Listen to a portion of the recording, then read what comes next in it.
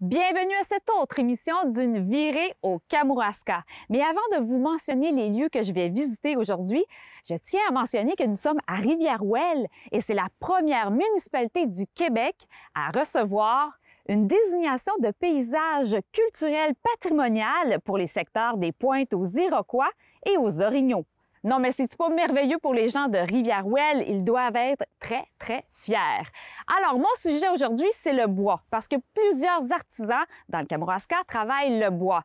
Donc, tout d'abord, je me rends à Arbol Cuisine à Rivière-Ouelle. Par la suite, je me rends à Saint-André pour visiter les urnes en bois de Vitalis, pour finir avec le tenon et la mortaise, toujours à Saint-André. Bonne émission!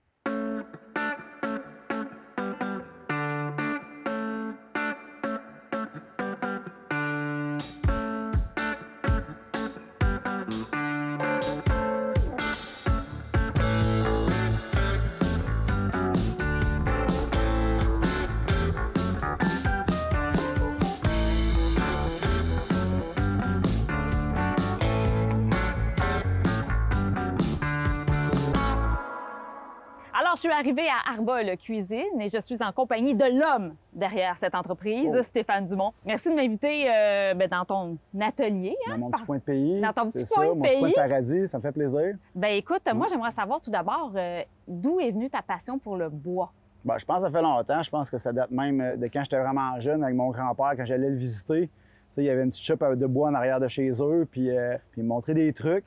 Puis je passais, on va dire, toute ma fin de semaine avec lui, à bagosser sur des trucs. Puis à un moment donné, j'ai essayé d'aller faire mon cours, puis je me suis rappelé de ça, du temps que je t'étais bossais avec ton avec mon grand-père, grand-père dans sa shop à bois. Puis là, j'ai dit, hey, c'est vraiment ça que je veux faire dans la vie.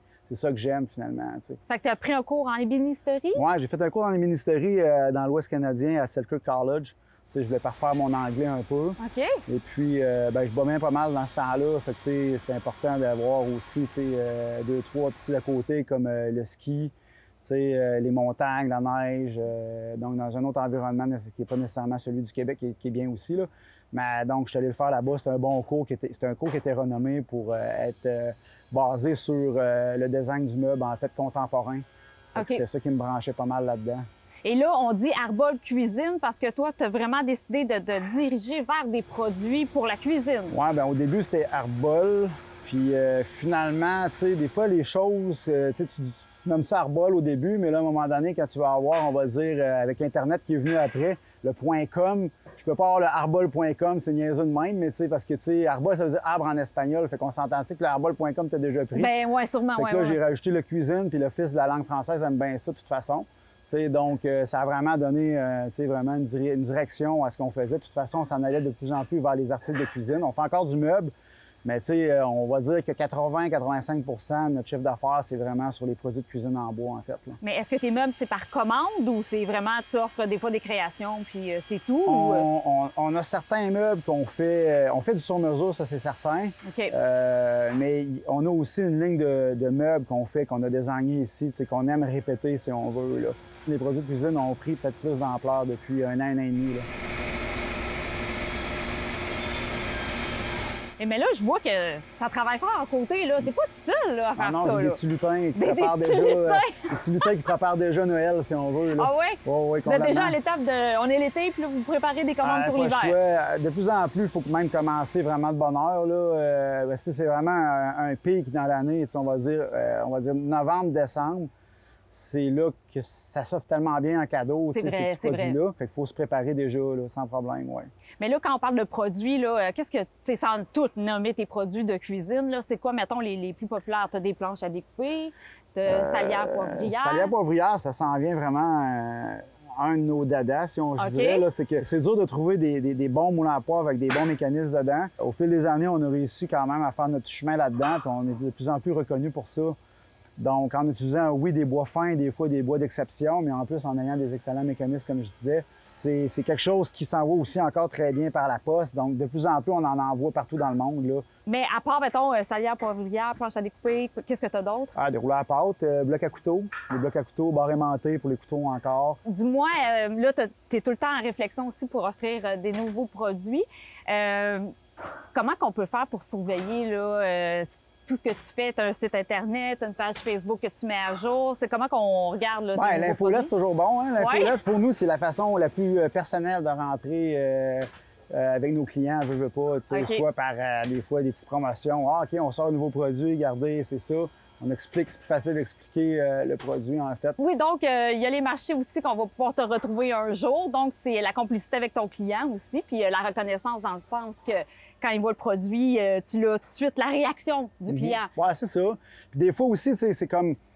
Aussi le client, des fois... Honnêtement, là, mes meilleurs vendeurs là, dans les salons, là, c'est pas moi. Les meilleurs vendeurs, c'est les clients. C'est que quand tu expliques un produit, puis des fois, le client n'est pas trop ça, il dit « Ah, c'est cher, je pensais pas payer ce prix-là pour un moulin. » Puis il y a un autre client qui arrive, puis qui dit hey, « Moi, j'en ai déjà un, j'en ai deux, j'en ai offert à quelqu'un, puis on les aime. » La vente est faite. Je veux dire, j'ai rien ils sont bon toujours à dire. Utiles et ils fonctionnent toujours bien, tu sais. Bien, s'il y a quelque chose qui arrive, nous autres, on donne une garantie sans facture. Moi, je veux juste que le client soit content.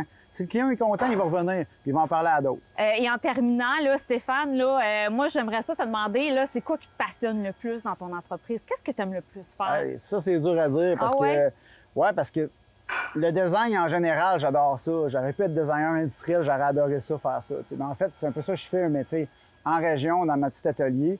Puis le médium, ben c'est le bois. Un designer industriel, art large, j'aurais peut-être travaillé peut-être à New York, à Montréal, quelque chose comme ça, dans le plastique, le métal, dans les objets X. Je le fais d'une certaine façon. Fait que le design industriel, en général, j'adore ça. C'est ce qu'on fait un peu. D'améliorer les processus aussi des fois. On part avec une idée. Au début, c'est bon, on l'améliore, on améliore le produit, la façon de le fabriquer. J'adore ça. En général, le contact humain aussi, avoir une équipe. T'as-tu, justement, j'en ai pas parlé, mais c'est quoi les bois que tu utilises le plus? Bien, on essaie de rester en Amérique du Nord dans les bois en majeure partie, les bois indigènes, si on veut. Donc, le noyer, l'érable, le cerisier. Puis après ça, on a aussi des excroissances de bois aussi qui viennent encore de l'Amérique du Nord. Mais là, on va parler, tout ce qui est excroissance, que je veux dire par là, c'est comme des loupes. Des fois, on voit des boulettes sur un arbre, là, on voit comme, on va dire une maladie ou quelque chose comme ça, une verrue. Mais ça, souvent, le bois, ou le grain du bois, il n'est pas comme très linéaire, il va avoir des formes, des patterns dedans. C'est sûr que ça, quand je suis capable d'en avoir, j'aime bien ça, mais ça, il faut être un petit peu chasseur de trésors si on veut. Il faut fouiner, il faut parler à du monde, des collectionneurs, certains magasins spécialisés. Mais ça, je suis encore passionné de ça. De plus en plus, on veut utiliser même les bois ici de la région. Donc, on va être plus local, encore vraiment. Plus. Parce qu'on a un super terroir, un peu comme dans le vin, si on veut. Donc, on veut utiliser les bois qu'on a ici. On peut avoir de l'érable cotis qui est très beau, des arbres de 200-300 ans, on en a encore ici, du pommier. C'est du bois qui a beaucoup à donner, qui est très, très beau. C'est vrai. Puis on veut juste aller vers ça de plus en plus. Ben, en fait, Stéphane, je pense que tu es passionné de tout, puis c'est le fun, mais malgré toutes ces années, tu as l'air encore aussi passionné. Ah, comme la première journée, honnêtement, oui. Moi, j'ai pas l'intention de changer de carrière demain. Bon, ben, c'est super! C'est ça. Fait que je vais te laisser travailler parce que je sais que tu travailles très fort. Merci d'avoir accepté qu'on vienne visiter ton entreprise. Puis on va aller certainement y jeter un coup d'œil. Ça me fait vraiment plaisir. Merci, Stéphane.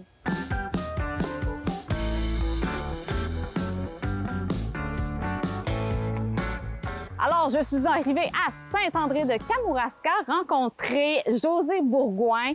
Son entreprise s'appelle Vitalis. Elle fait des urnes en bois. Bonjour, Josée. Comment vas-tu? Bonjour, bienvenue chez moi. Ben oui, merci de m'accueillir dans ton atelier. Ben, en fait, on n'est pas dans ton atelier, hein, il est juste derrière toi. Mais moi, ma première question, là, vraiment, là, j'aimerais savoir pourquoi tu as décidé d'aller vers la fabrication d'urnes. Parce que des urnes, tu sais, hein, on associe ça à la mort, c'est pas très joyeux. Donc, qu'est-ce qui t'a amené, qu'est-ce qui t'a poussé vers ces créations-là? Oui, ben, je dirais que c'est les événements de la vie. T'sais, des fois, les choses se placent, puis c'est hors de notre contrôle. On fait pas tous les choix d'affaires de la même façon, mais en fait, c'est un peu triste, là, mais moi et mon conjoint, à l'époque, on a perdu notre premier bébé.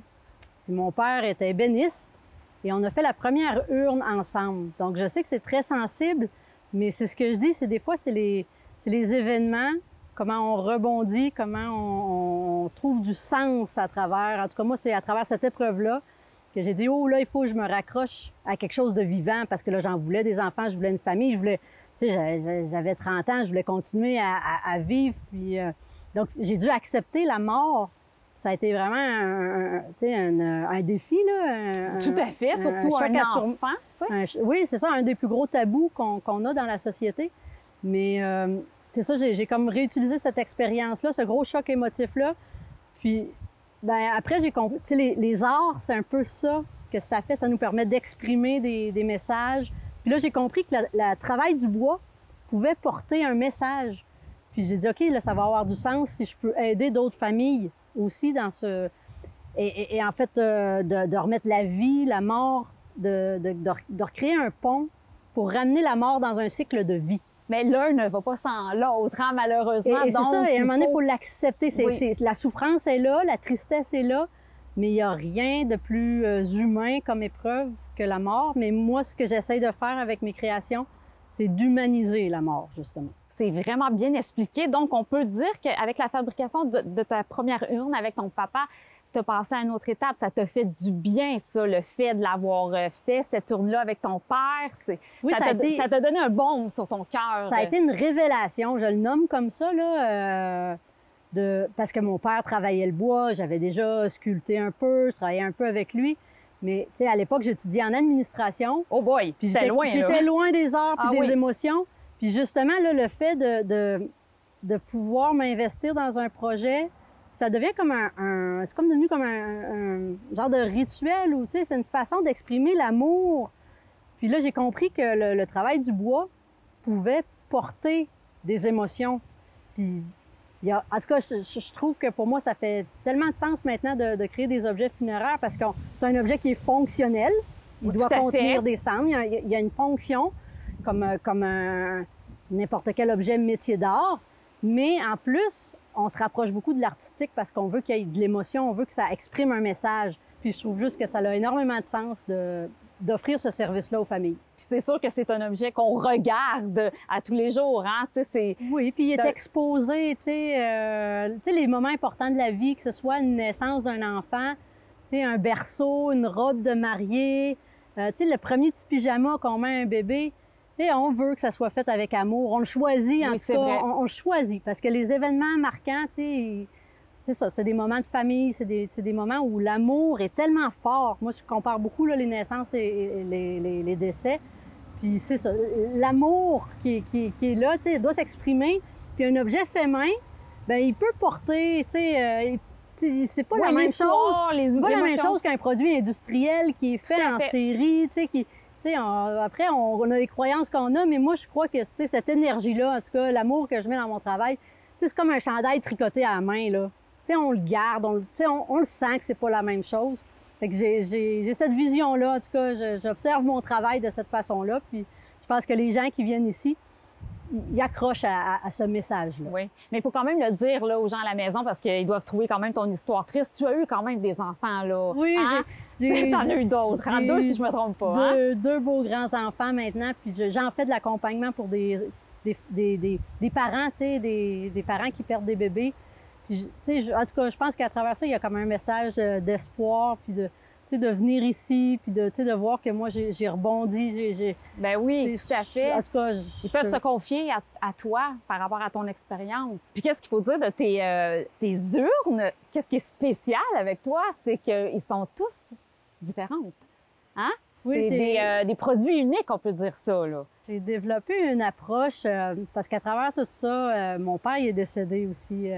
Donc, ça l'a comme aussi, ça s'est accumulé là, dans la profondeur de ma démarche. Et je suis allée me former avec un tourneur qui tourne le bois vert. Donc, la particularité de mon travail, de mon approche, c'est que les ébénistes, généralement, vont travailler le bois sec. Moi, je vais travailler le bois vert, c'est-à-dire un tronc d'arbre fraîchement coupé. Je récupère des troncs d'arbres, je lui donne une deuxième vie. Et ce que ça a comme caractéristique, c'est que je les creuse, les troncs d'arbres, je les fais sécher. Donc, le processus est plus lent. Tu sais, ça peut prendre autour de 2 mois. Il faut que je le fasse sécher, le bois. Mais le résultat est très organique parce qu'il n'y a pas de collage. C'est vraiment le tronc d'arbre. Sur mes urnes, il y a de l'écorce. Et ça fait vraiment ressortir la personnalité de l'arbre. Mais là, en composant avec les nœuds, avec le caractère... c'est sûr. Chaque pièce est unique. Puis à chaque fois que je suis devant le tour, bien là, j'applique pas, j'arrive pas avec un copieur, puis non, je regarde ce qui est là, puis hop, ça m'inspire, c'est comme vraiment de juste prendre la beauté de l'arbre puis la mettre en valeur. C'est vraiment ça, là, ma démarche. Le bois vert me permet là, d'arriver à diversifier comme ça là, à chaque fois. Tes créations.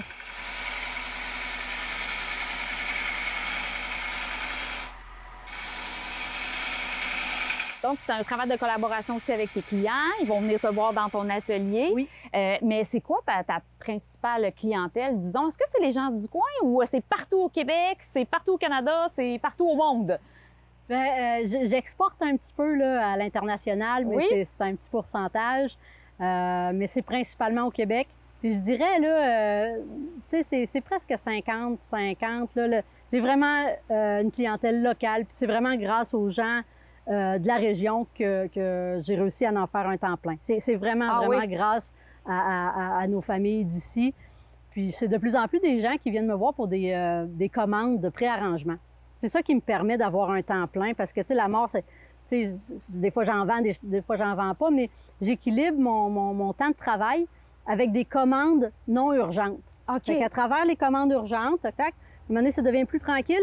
Là, je fais mes projets personnalisés pour des gens que ça presse pas. Fait avec ça, j'ai réussi à faire un temps plein puis à vivre, là, tu sais, j'en suis fière, là. Il y a peu de gens, tu sais, il y a peu de... Je pense que c'est 2 % des artistes qui vivent de la création.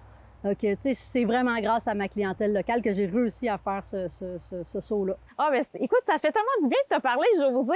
Franchement, n'hésitez pas à communiquer avec elle parce que oui, on peut visiter ton atelier, tes urnes, mais sur rendez-vous, hein, par exemple. Oui, c'est ça. Bien, ça, c'est mon choix de mon mode de vie, là. Je suis pas attachée de 8 à 5, mais je suis très flexible les fins de semaine, les soirs. C'est ça, je fais mon horaire en fonction. Tu as un site Internet qu'on peut voir un peu tes créations aussi. Oui.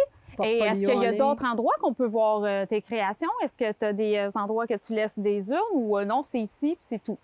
Ben, dans le Kamouraska, il y a une boutique à Rivière-du-Loup, métier d'art sur la rue La Fontaine. Il y a la halte, à la Pocatière. La maison touristique La maison touristique oui, du Kamouraska. OK.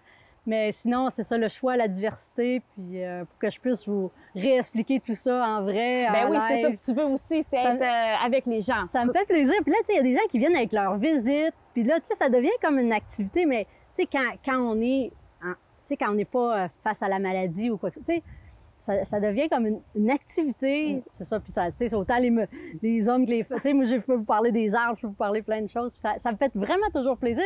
Moi, quand j'ai des visiteurs, c'est comme si c'était mes vacances, là. Tu sais, je placote, puis ça me fait plaisir de partager. On est à la bonne place ici. Merci beaucoup, Josée. Puis on va... j'invite tout le monde à consulter ton site Internet et venir te voir parce que tu es vraiment accueillante, chaleureuse, puis tu es bien fine. Merci, Josée. Ça va me faire plaisir.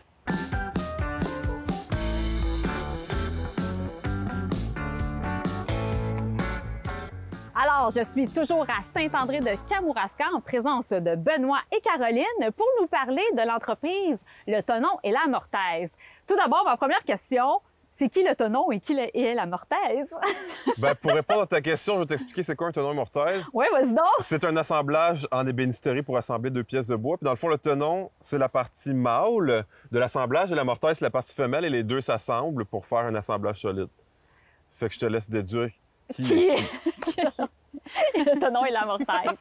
Là, on va y aller avec la petite histoire de Le Tenon et la Mortaise. Comment ça a débuté, cette histoire-là? Parce que vous êtes un couple, hein? On le sait, on le voit, vous avez même procréé. Alors, c'est quoi Le Tenon et la Mortaise? Bien, en fait, on s'est rencontrés à l'École d'ébénisterie d'art de Montréal, 2016. D'accord. Septembre 2016. Fait qu'on a commencé la cohorte en même temps. C'est là qu'on s'est rencontrés. Puis on a fait nos premiers cours d'ébénisterie ensemble et tout, là. Puis après, très rapidement, en fait, on est devenus un couple, je dirais. On a commencé à faire des petits projets aussi de collabo au début. On explorait ensemble dans l'atelier.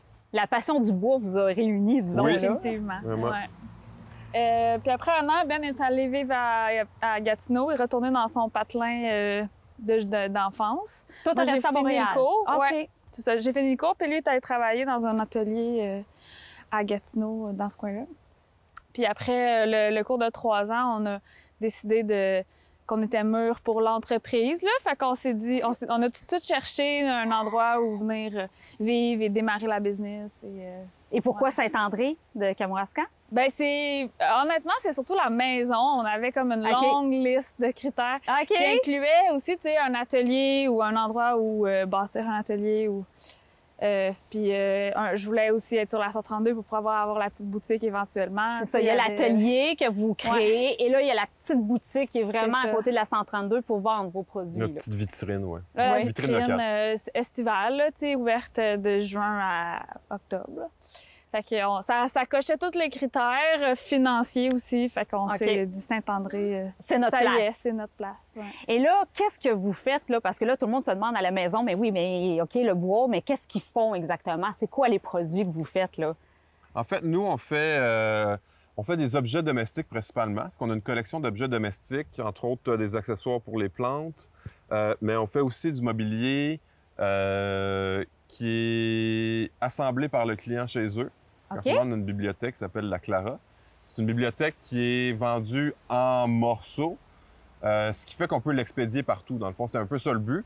Ça répondait un peu à la problématique d'être en région, un entrepreneur en région. C'est qu'on fait beaucoup affaire sur le web. C'est que pour notre mobilier, c'est un mobilier qui est assemblé à la maison, ce qui fait qu'il est facilement expédiable. Puis sinon, on a une belle gamme de produits là, et d'accessoires pour la maison. Fait qu'on s'est un peu niché en dehors de la cuisine, ce qui nous différencie un peu des autres. Là. On a un système de cadre aimanté vraiment versatile pour afficher ses affiches et ses illustrations à la maison. On a des jardinières suspendues vraiment autant pour les plantes que pour les fines herbes ou même comme table de chevet. On a plein d'accessoires vraiment cool pour la maison, puis on est toujours en train de développer des nouvelles choses. Là. Mais quand tu parles d'une bibliothèque à assembler là, chez soi, est-ce que c'est plus facile que du IKEA? J'espère que oui. C'est très facile. Oui, je pense que oui. On n'a jamais eu vraiment de problème avec l'assemblage par le client. Puis la bibliothèque a vraiment été pensée pour ça, puis on trouve que c'est un filon intéressant. Puis c'est qui est derrière toutes les créations? C'est vous deux? Nous ou, deux. Oui? Oui. On se garde toujours du temps là, pour faire de la création. On parle toujours ensemble, mettons, des assemblages ou des quincailleries qu'on veut utiliser. Ça se fait vraiment les deux, là, je dirais. Oui, on se fait des petites dates là, à la tête d'allumette. Des C'est nos petites partenaires de création. Fait que c'est un peu notre... on se sort de notre tous les jours, puis on se met dans un mood de création, puis là, on va faire du va-et-vient avec les idées. Là. Caro lance une idée, moi je regarde ça, je donne ma façon que je ferais ça, puis après ça, on part comme ça, puis on se complète super bien, là, autant pour la création que en général dans la business aussi. Là, on est différents, mais on se complète très bien. Bien, je pense que vous avez réussi parce qu'on entend parler beaucoup de vos produits, mais on en voit aussi à plusieurs endroits. Ça veut dire que les gens vous encouragent beaucoup. Là. Quand on prend vos produits et on les met dans nos boutiques, ça veut dire qu'on croit en vos produits. Oui. Fait que où qu'on peut les trouver? Là? Il y a la boutique ici, mais il y a aussi d'autres endroits là, qui vendent vos produits. C'est où? Bien, en ligne, c'est sûr que c'est devenu une de nos plateformes les plus importantes. Là, la boutique en ligne sur le site. Il y a aussi le Etsy dont tu parlais, mais je pense que le site est toujours à privilégier. letenon-et-la-mortaise.com, dans le fond. Oui. Oui. Mais sinon, c'est ça, on a beaucoup de points de vente au Québec de plus en plus, là, tranquillement. Dans le Kamouraska, il y a le Fil Bleu, évidemment, qui est le plus connu. Rivière-du-Loup, il y a Mélusine, dans ce coin-là. Après ça, c'est Québec, Montréal, etc.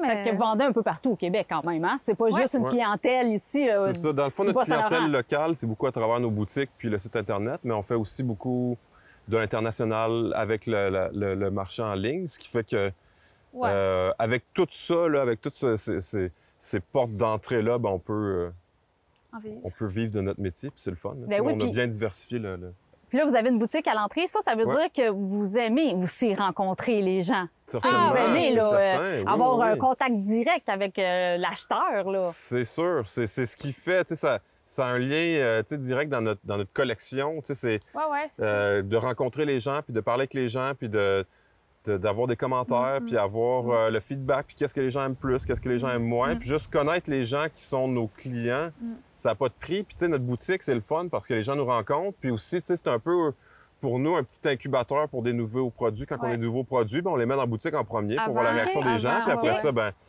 soit que ça passe, soit que ça casse. Mais fait que pour nous, c'est le fun, la boutique, surtout pour rencontrer les gens.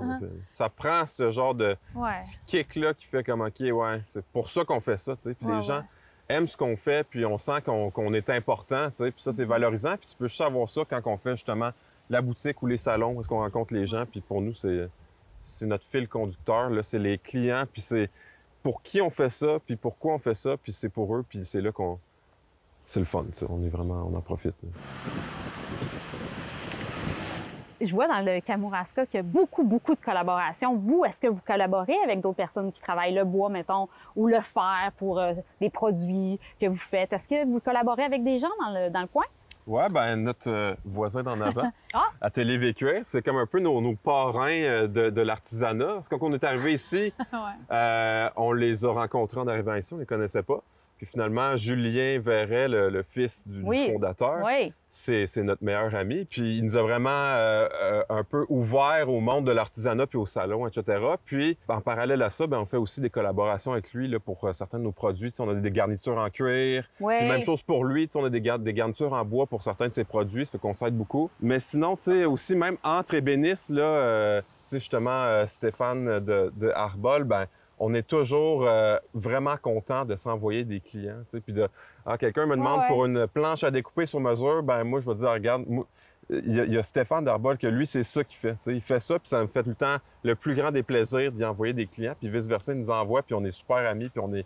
C'est pas de la compétition, là, c'est de la collaboration. Tous les artisans, en tout cas dans le bas du fleuve, ici, dans le Kamouraska, on est tous très solidaires et très attachés. C'est une famille, là, c'est vraiment, là, il n'y a pas de... C'est super, on s'aide tous à s'élever ensemble. C'est vraiment un beau milieu pour être artisan. Oui, puis chacun a un peu sa niche, tu sais. C'est pour ça que nous, on a décidé de ne pas aller nécessairement dans les produits de cuisine, parce qu'on se disait, Stéphane fait ça depuis tellement longtemps, puis si bien, tu sais, pourquoi aller là, tu sais. Je préfère, ma cuisine est remplie de ces trucs à lui, là, tu sais, en fait. Fait que c'est ça, puis même le sur-mesure, tu sais, je pense qu'il y a plus de demandes que d'ébénistes qui peuvent remplir les commandes, tu sais. Fait que c'est vrai. Je pense que là aussi, il n'y a pas de compétition à ce niveau-là, parce qu'il y a de la job pour tout le monde. Pour tout le monde. Et en terminant, c'est quoi que je peux vous souhaiter pour la suite? Un bébé en santé? De l'équilibre entre le travail et la famille. C'est ça. Puis peut-être un peu de moins de maringouin à Saint-André, peut-être, non? C'est ça. Non, c'est ça. On a abandonné. C'est des vœux pieux. C'est des vœux pieux. Hey, merci beaucoup. Plaisir. Merci de m'avoir invité. Puis là, je vais aller zioter. C'est maintenant tout pour aujourd'hui. J'espère que vous avez apprécié cette émission et on se donne rendez-vous la semaine prochaine pour une autre virée au Kamouraska.